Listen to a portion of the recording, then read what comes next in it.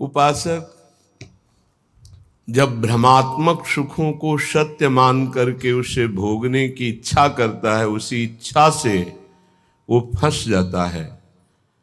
जो मुक्त है कभी बंधा ही नहीं, बंधन का मुख्य हेतु इच्छा है। साधना का फल है इच्छा रहित हो जाना।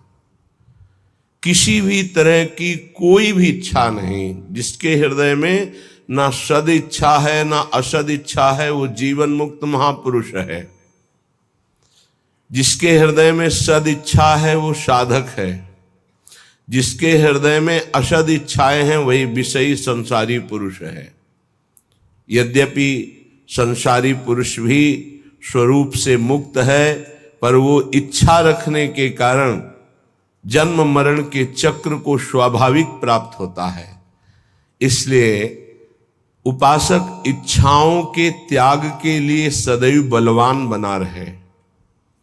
कोई इच्छा नहीं। जथा लाभ संतोष सदा काहू सो कछु न चाहोंगो। प्रभु से भी नहीं।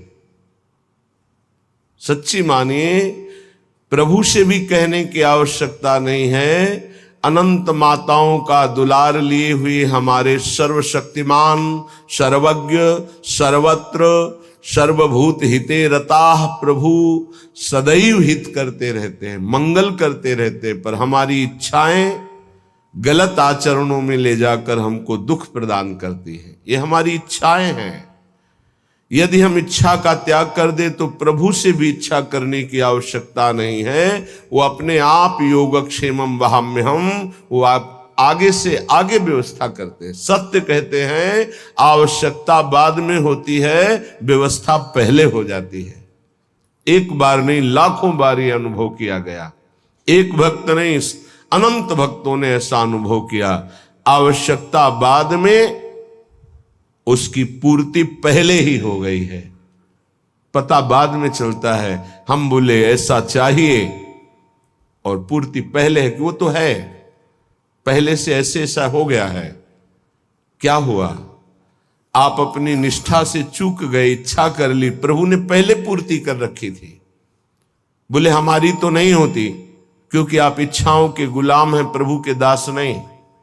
इसलिए अवश्य में भोक्तव्यम कृतम कर्म शुभाशुभम, भोगना पड़ेगा आपको। जो अशुभ कर्म कर रहे हो, जो शुभ कर्म, सुख और दुख दोनों यदि भगवान में स्थित हो तो सुख दुख के परे स्थिति होती है भक्त की।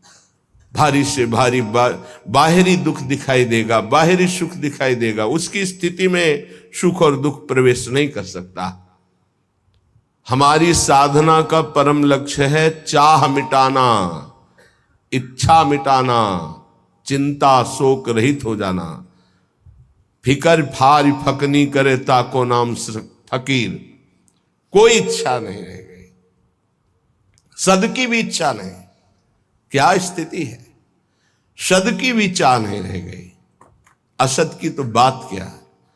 जो सद असत से परे प्रेम तत्व है, वो इच्छा रहित उपासक के हृदय में प्रकाशित होता है।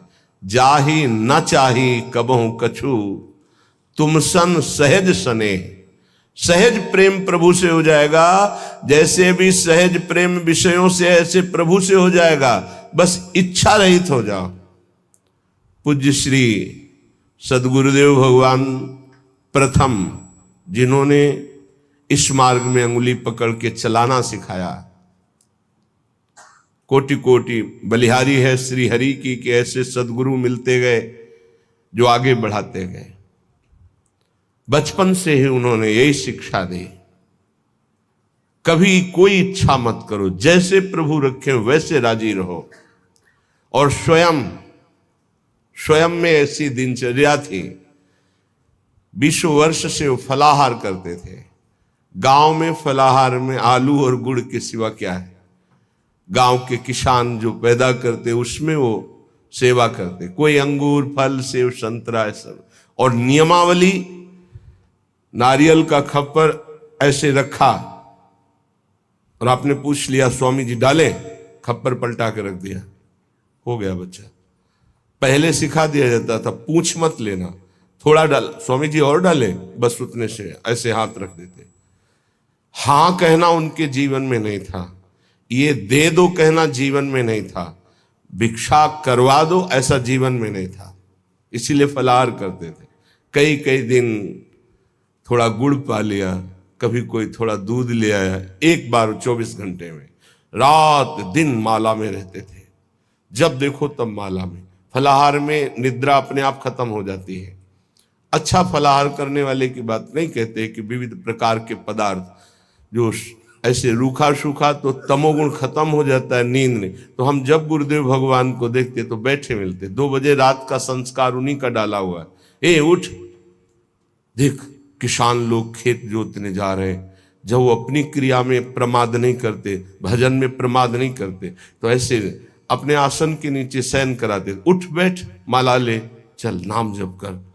गुरुदेव की कृपा आज तक वही गुरुदेव की कृपा जगाती है और दिनचर्या में लगाए हुए हैं। 2 बजे की दिनचर्या पूज्य सदगुरुदेव भगवान का बाल अवस्था में डाला हुआ संस्कार, और नाम जप ही सर्वोपरि है, ये डाला हुआ संस्कार। नाम जप से ही रूप का प्रकाश होता है, ये विश्वास गुरुदेव ने ही दिया था। श्रीपाद प्रबोधानंद जी कह रहे हैं, यदि आपको इच्छा रहित परम पदवी की प्राप्ति करनी है तो त्यक्त्वा संगम दूरतः स्त्री पिशाच्याः सर्वासानां मूल मुद्धृत्य सम्यक दैवाल्लब्धे नैव निर्वाह देहम श्रीमद वृंदा कानने जोशमासस्व। भाई, यदि तुम्हें प्रियालाल की प्राप्ति करनी है, संसार चक्र से मुक्त होना है, तो मेरी बात मान लो, संगम त्यक्त्वा, किसी का भी संग न करो। भगवत प्रेमी महात्मा ये किसी में नहीं आते हैं, ये तो जब प्रभु द्रवित होते हैं, कृपा करते हैं, तब ये संग मिलता है। जब द्रवहि दीन दयालु राघो तो साधु संगति पाई। या कहें अन्य किसी का संग नहीं, या तो असंग और या भगवत व्रत धारण करने वाले महात्माओं का संग।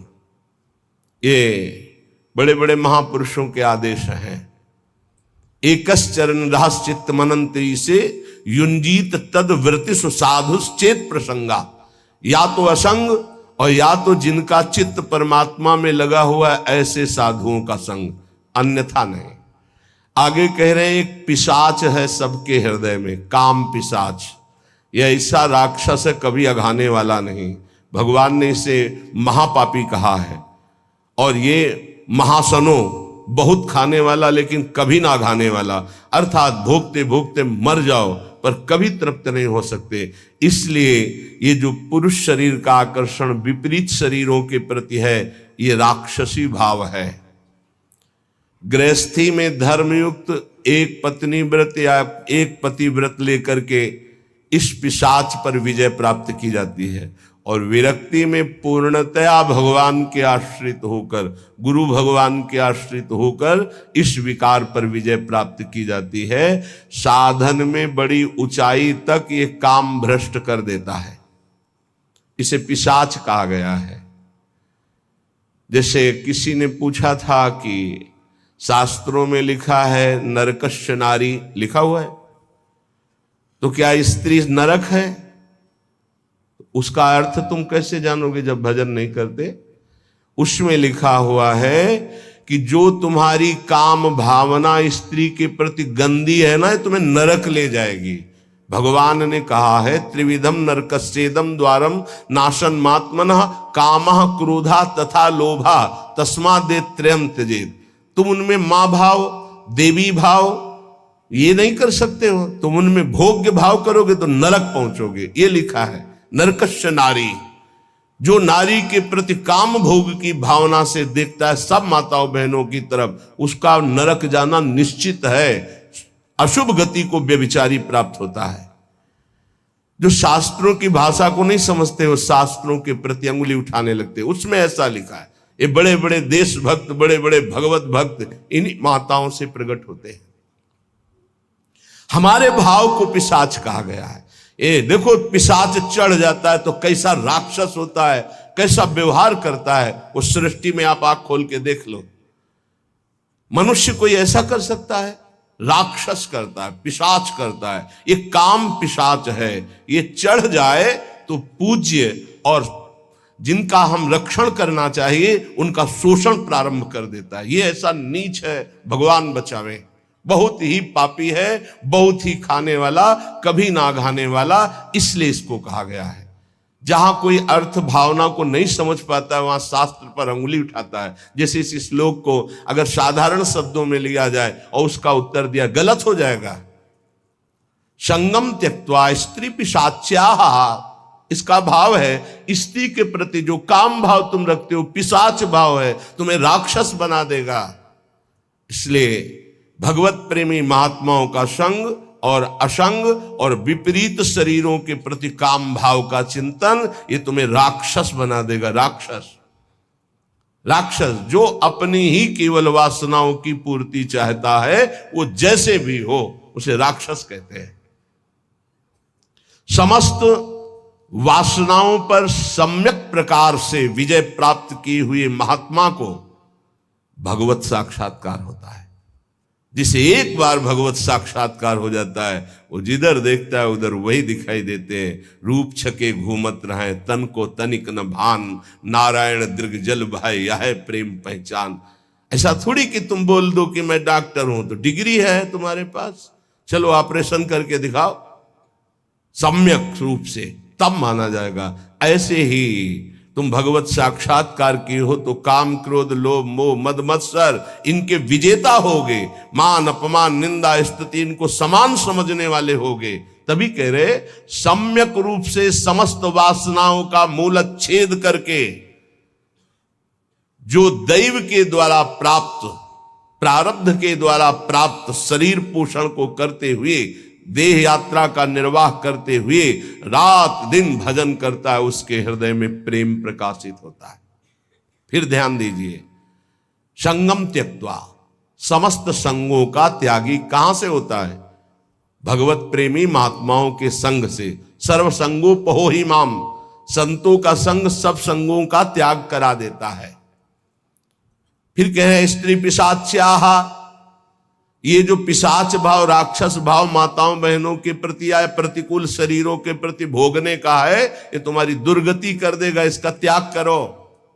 सम्यक रूप से समस्त वासनाओं का मूलच्छेद करके देह निर्वाह के लिए जो भगवत विधान से होता है उसको महलों में रखे चाहे झोपड़ी में वास दे, कोई इच्छा नहीं, ऐसी देह यात्रा का निर्वाह करते हुए वो महापुरुष भगवत साक्षात्कार के योग्य हो जाता है। उसके हृदय में प्रीति प्रकाशित हो जाती है।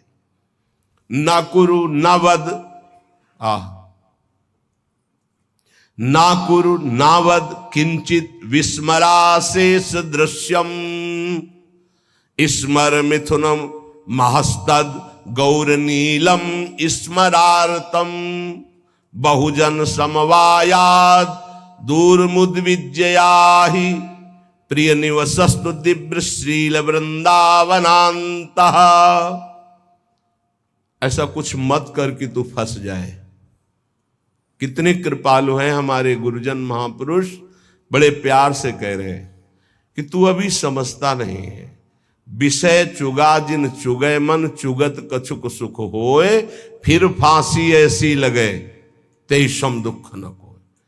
आपको भोगने में तो लगता है बहुत अच्छा है, लेकिन उसके अंदर जो आसक्ति रूपी कांटा है वो जब फंस जाएगा तो तड़पड़ाओगे, तड़पोगे, निकल नहीं सकते। ये ऐसा दलदल है कि गुरु कृपा निकाले या हरि कृपा निकाले, दूसरा निकाल नहीं सकता। पक्का समझ लीजिए, जानते हुए भी कि ये गलत है, नहीं करना चाहिए, आप वही करोगे। यदि आपके हृदय में गुरु चरणों का आश्रय और नाम जप नहीं तो तुम्हारी ताकत नहीं कि तुम रुक जाओ। कह रहे ना करो, ऐसा कुछ मत कर कि तू फंस जाए, फिर निकलना मुश्किल हो जाए। श्री जी की कृपा ही निकालती है, ये पक्की बात समझ लो। श्री जी की कृपा निकालती है। जो भरोसे पे है वो कभी डूब नहीं सकता। जो गुरुजनों का भरोसा लिए वो कभी नहीं डूब सकता है। विश्वास रखो, चाहे जितना पतित हो गया हो, चाहे जितना नीचे गिर गया हो, एक दिन वो चमकेगा। जैसे नाव बहुत बढ़िया है लेकिन खेवैया नहीं है, तो नाव जर्जर हो और खेवैया चतुर हो तो निकाल ले जाएगा, विश्वास करो, निकाल ले जाएगा। माना आप साधनहीन बहुत पतित हो, लेकिन गुरुदेव का आश्रय ले लिया। बहुत बड़े महापुरुष श्री संत पलटू जी बहुत बड़े नाम जापक रहे, बहुत बड़े नाम जापक, रात दिन उनके हृदय में नाम चलता। पूज्यपाद उड़िया बाबा जी विशेष आदर करते थे श्री पलटू साहब का। वो कह रहे, नाव मिली केवट नहीं, कैसे उतरे पार, कैसे उतरे पार, पथिक विश्वास न आवे। महापुरुषों के वचन बहुत ध्यान से सुनिएगा। नाव मिली केवट नहीं, कैसे उतरे पार, कैसे उतरे पार, पथिक विश्वास न आवे। लगे नहीं वैराग्य यार, कैसे कह पावे। मन में धरे न ज्ञान, नहीं सत्संगति रहनी, बात करे नहीं कान, प्रीति बिन जैसी कहनी। छूटी डगमगी नाही, संत को बचन न माने, मूरख तजय विवेक चतुरई अपनी आने। पलटू सदगुरु शब्द का तनिक न करे विचार, नाव मिली केवट नहीं, कैसे उतरे पार। बहुत बढ़िया नाव मिल गई है भवसागर से पार होने के लिए मानव देह, लेकिन सदगुरु वर्ण नहीं किया, फिर तो नाव पार नहीं हो सकती, क्योंकि खेवैया ही नहीं है। सदगुरु रूपी खेवैया मिल जाए तो जर्जर नाव को भी पार कर दे। अर्थात कितना भी पतित नीच क्यों न हो, महान बन जाए। कैसे उतरे पार, पथिक विश्वास न आवे। अये संसार सागर से पार जाने वाले पथिक, तुझे विश्वास ही नहीं है कि गुरु रूपी खेवैया ही संसार समुद्र से पार करता है। लगे नहीं वैराग्य यार, कैसे कह पावे। हरि रूपी मित्र को कैसे तुम प्राप्त कर सकते हो, यदि गुरु से अनुराग नहीं हो, संसार से वैराग्य नहीं। मन में धरे न ज्ञान नहीं, सत्संगति रहनी। जो सत्संग सुनते हो मन में धरते नहीं हो, वैसी रहनी नहीं है, तो बात करे नहीं कान, प्रीति बिनु जैसे कहनी। लाखों बातें करो, बातन प्रीति न होई सखीरी। बातों से काल पर विजय प्राप्त नहीं कर सकते, बातों से माया पर विजय प्राप्त नहीं कर सकते, बातों से काम क्रोध पर विजय प्राप्त नहीं कर सकते। सत्संग में जो सुना, गुरुदेव ने जो नाम मंत्र दिया, वो तो तुम स्वीकार नहीं कर रहे, अर्थात निरंतर जप नहीं रहे। छूटी डगमगी नाही, संत को वचन न माने।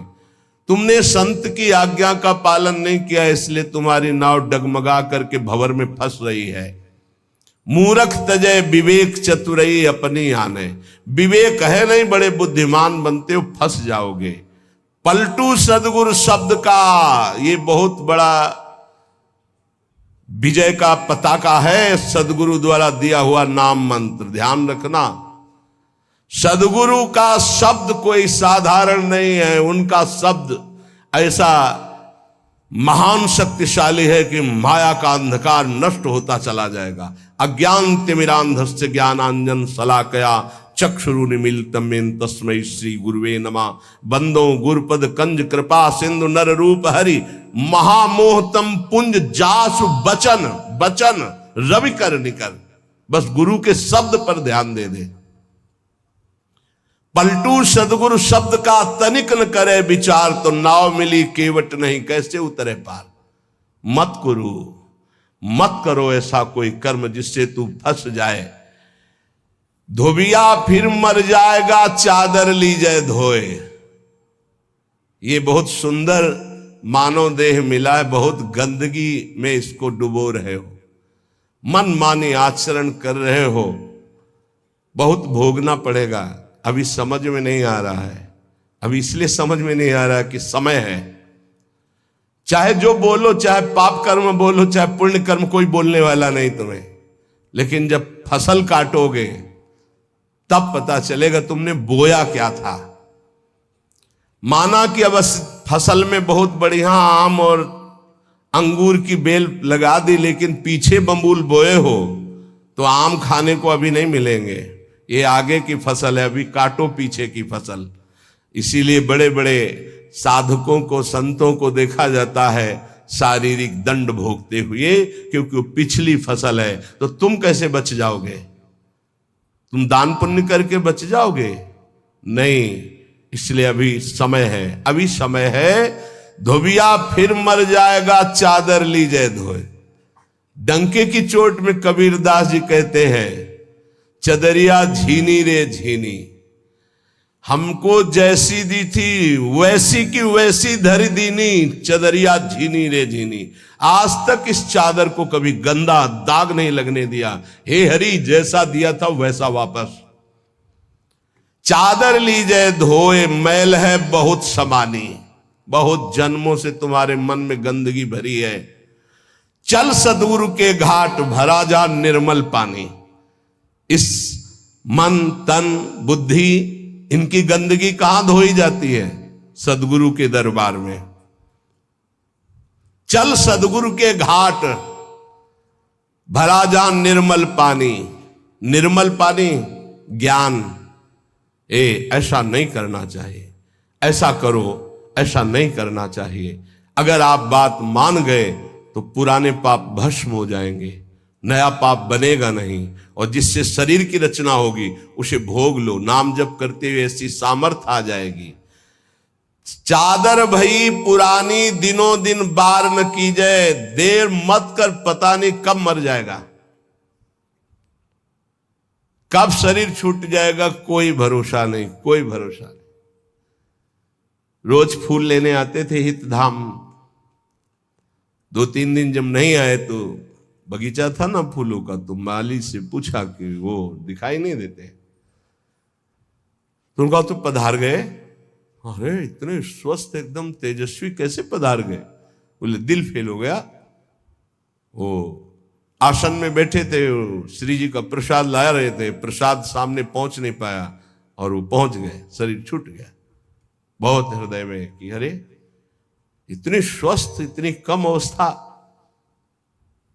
चादर भई पुरानी, दिनों दिन बार न कीजिए, देर मत कीजिए, धो डालिए, पता नहीं कब छूट जाए शरीर।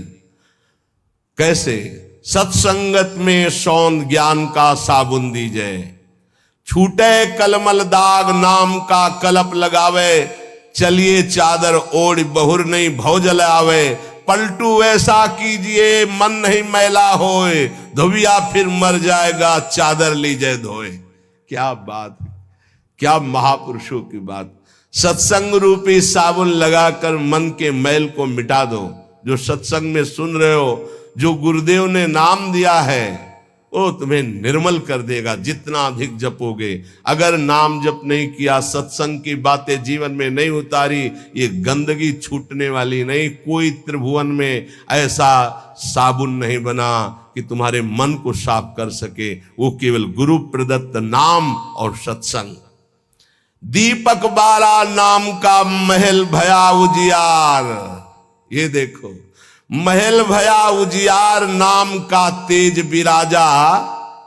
शब्द किया प्रकाश, मानसर ऊपर छाजा। दसों दिशा भई शुद्ध, बुद्ध भई निर्मल साची। छूटी कुमति की गांठ, सुमति प्रगट होए नाची।